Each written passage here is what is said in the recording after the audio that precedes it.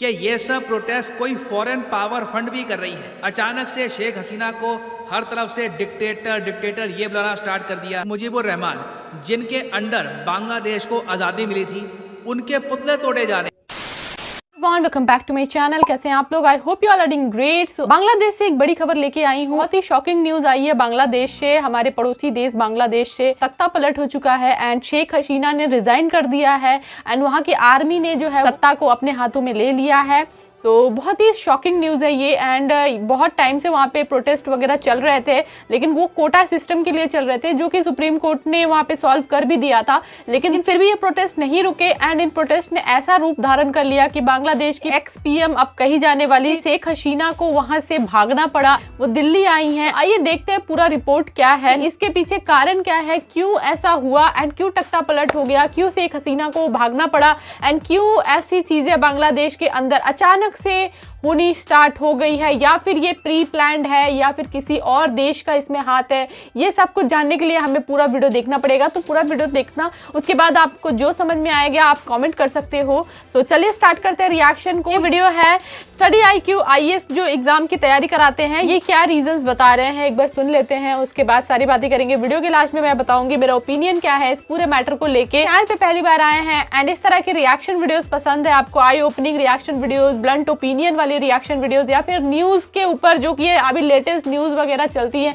उसके ऊपर मैं रिएक्शंस देती हूँ। तो अगर आपको ऐसी रिएक्शंस पसंद है तो चैनल को सब्सक्राइब जरूर से करिएगा, हमें सपोर्ट करिए ताकि हम और अच्छे कंटेंट आपके लिए लेके आ सके। सो चलिए स्टार्ट करते हैं रिएक्शन को एंड देखते हैं कि शेख हसीना के साथ ऐसा क्या हुआ जिसकी वजह से उन्हें रिजाइन करना पड़ा। So let's start.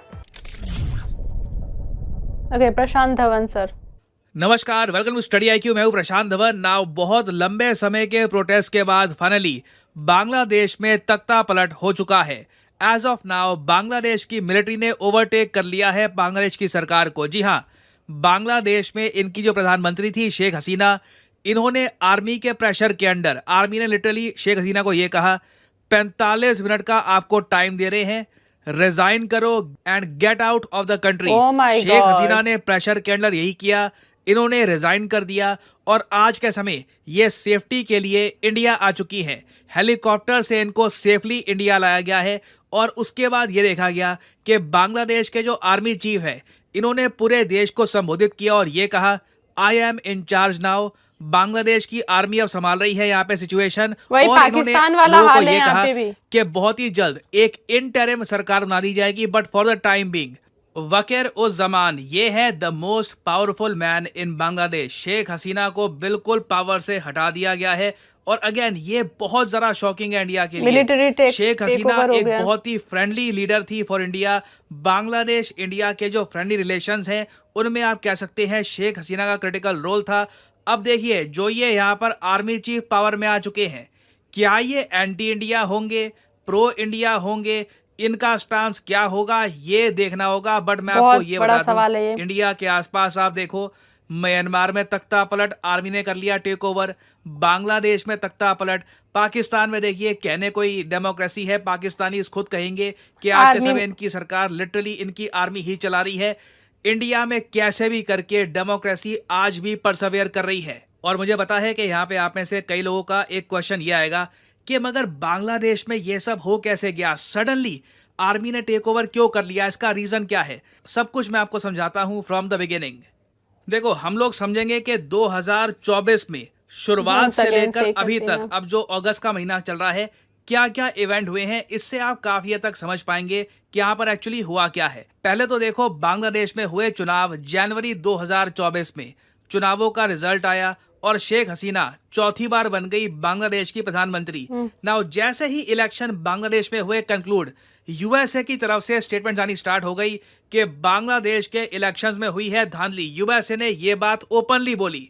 Now obvious ही बात है, इसी बात को लेकर बांग्लादेश में कई जो पॉलिटिकल पार्टीज थी और लोग थे, इन्होंने प्रोटेस्ट करना स्टार्ट कर दिया, मगर ये प्रोटेस्ट बहुत ही ज्यादा छोटे लेवल पे था।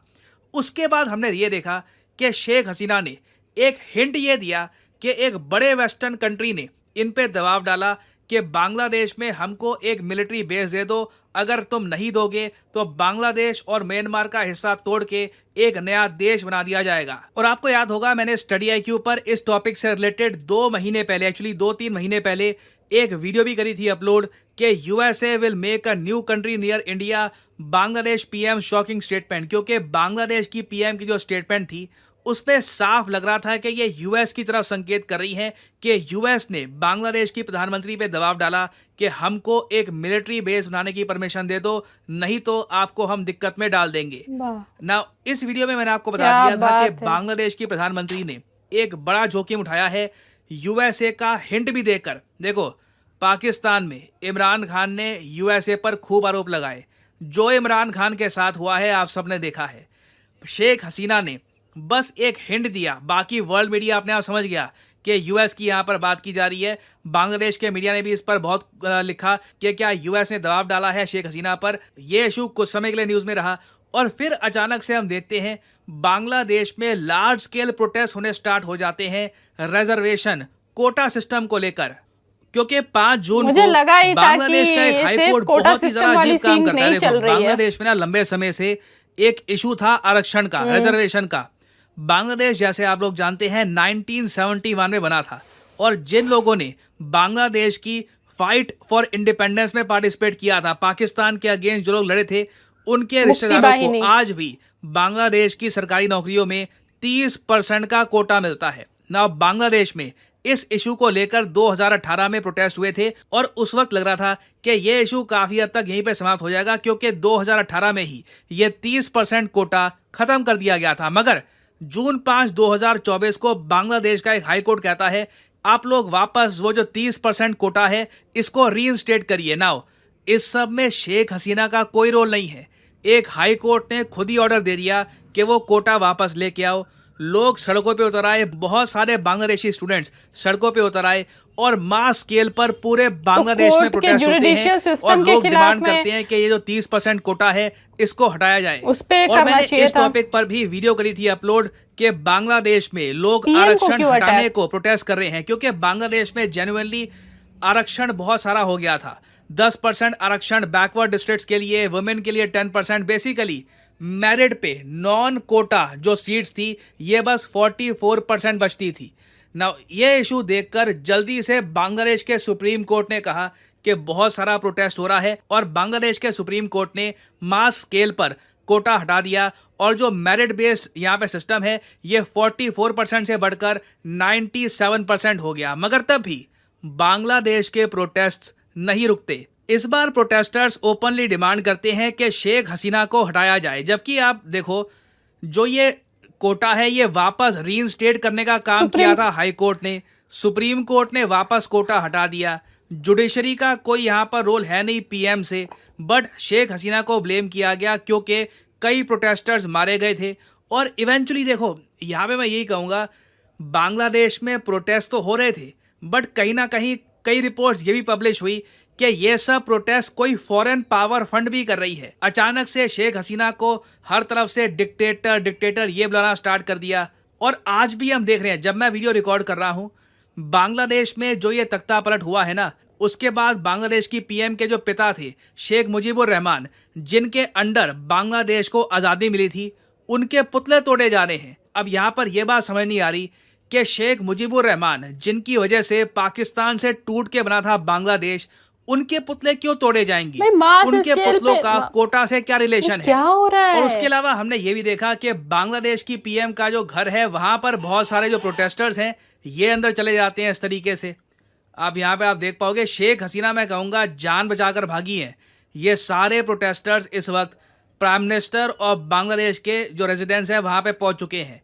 कुछ भी यहाँ पे हो सकता था। तो जिस तरीके से चीजें हुई हैं, दिस इज वेरी स्ट्रेंज। और ये एक और वीडियो आप देख पाओगे, ये लोग शेख हसीना के ऑफिस में हैं। यहाँ पर ओपनली शेख हसीना जहाँ पर बैठती थी, जो टेबल था, डॉक्यूमेंट्स वगैरह, यहाँ पे जो प्रोटेस्टर्स हैं ये घुस चुके हैं। तो जिस तरीके से चीज़ें हुई है बांग्लादेश में, यहाँ पे क्वेश्चन यही बनता है कि क्या ये जेन्युइन बस प्रोटेस्ट ही था या फिर कोई एक फॉरेन पावर ने एक बड़ी जियोपॉलिटिकल गेम खेल दी है? क्योंकि आप अगर पाकिस्तान और USA के पर्सपेक्टिव से देखो तो शेख मुजीबुर रहमान को दोनों देश कभी भी पसंद नहीं करते थे, क्योंकि आपको समझना होगा शेख मुजीबुर रहमान की वजह से ही बांग्लादेश बना था। पाकिस्तान से अलग हुआ था। ऑब्वियसली इंडियन आर्मी का वहां पे क्रिटिकल रोल था, मगर मेन जो इंटरनल स्ट्रगल जो शुरू करी थी बांग्लादेश की इंडिपेंडेंस की, वो शेख मुजीबुर रहमान ने ही करी थी। और इसलिए यूएस ने, पाकिस्तान ने कभी ऑब्वियसली इनको रिस्पेक्ट दी नहीं। तो जो ये प्रोटेस्टर्स हैं, जो ये शेख मुजीबुर रहमान का जो स्टैचू है इसको डैमेज कर रहे हैं, अब क्वेश्चन यहाँ पर यही आता है कि इनके स्टैचू का कोटा से क्या रिलेशन है, यहाँ पर हो क्या रहा है। और एक लार्जर क्वेश्चन तो देखिए तभी आंसर होगा जब पता लगेगा कि बांग्लादेश की मिलिट्री की पोजीशन क्या है ग्लोबल अफेयर्स को लेकर, इंडिया के साथ रिलेशंस को लेकर, यूएस के साथ रिलेशंस को लेकर। क्या जेन्युइनली आने वाले कुछ सालों में यूएस को एक मिलिट्री बेस मिल जाएगा बांग्लादेश में? क्या पाकिस्तान का इन्फ्लुएंस अब बांग्लादेश में बढ़ जाएगा? ये देखना होगा। What happens this remains to be seen, but अभी के लिए जो हुआ है बहुत चिंताजनक है। बहुत ज्यादा चिंताजनक है। Is rightly concerned. काफी ज्यादा शॉकिंग न्यूज है, हमारी इंडिया के लिए बहुत ज्यादा चिंताजनक बात है। जैसे कि इन्होंने भी मेंशन किया वीडियो के अंदर कि इंडिया जो है वो काफी ज्यादा वल्नरेबल है। बांग्लादेश के साइड से जो है इतनी ज्यादा सिक्योरिटी नहीं है। वीडियो में पहले भी मैंने कवर किया है कि कैसे बांग्लादेश से इंडिया में घुसना बहुत ही आसान है। आपके पड़ोसी देशों में अगर इस तरह की चीजें हो रही हैं, दैट मीन्स कि you have to increase your security towards border पे सिक्योरिटी बढ़ाने की ज़रूरत है। एंड बहुत से ऐसे जगह जहाँ पे कि कोई नदी है, नाला है, या ऐसे कोई जगह पे जहाँ पे कि फेंसिंग जो है वो उतनी अच्छे से नहीं होती है, या वहाँ के लोकल्स जो है इतने अवेयर नहीं है, तो उनको भी अवेयर करना पड़ेगा, जो कि हमारी इंडियन गवर्नमेंट मुझे तो नहीं लग रहा है कि अभी कर रही है।